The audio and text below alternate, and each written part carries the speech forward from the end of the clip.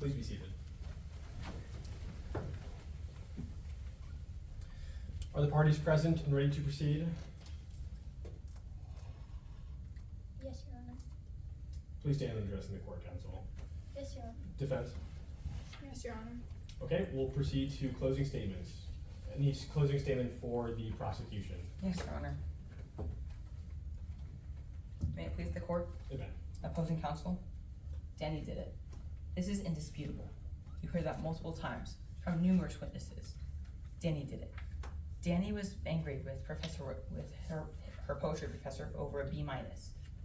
She knew that her poetry professor was married to the head of the chemistry department. Blinded by rage, she rashly set the science building on fire. After the incident, she seemed different to her friends.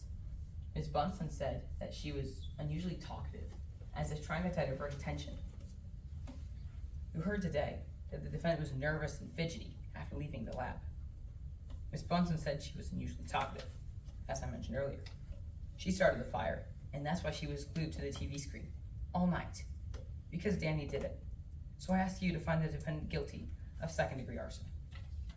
The defendant has been charged of second-degree arson. The state of Iowa has the burden of proof to find the defendant guilty beyond a reasonable doubt. For the defendant to be found guilty, 4 elements must be proved, the first of which is irrelevant, as the Lubbock building was not personal property, and the second of which is undisputed, that the building was a structure. Of the disputed elements, the prosecution must prove that the defendant intentionally caused the fire and knew her actions would have likely destroyed the building. The defendant knew her actions would destroy the lab. She's a brilliant individual, and her academic record proved it. She had a 4.0 GPA in high school, and until the B-, a 4.0 GPA in college as well. She testified during cross-examination that chemistry is second nature to her, so she knew that turning Miss Schultz's hot plate to 700 degrees would start a fire. She knew which chemicals were flammable, so when she rushed into the lab, she grabbed some of these chemicals and poured them onto the hot plate to start the fire. That leaves the second element. The defendant intended to destroy the building by deliberately causing a fire. She wrote a note all about fire, flames, and burning.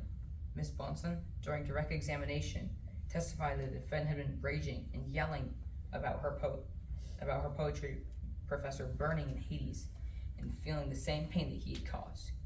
She had also testified that the defendant told her that her poetry professor and the head of the chemistry department were married. The defendant had a desire to hurt her poetry professor. The easiest way to do that would be to target his wife. In turn, the simplest way to do that would be to set the science building on fire. When you put all these pieces together, it becomes clear that the defendant started a fire as an act of revenge against her poetry professor.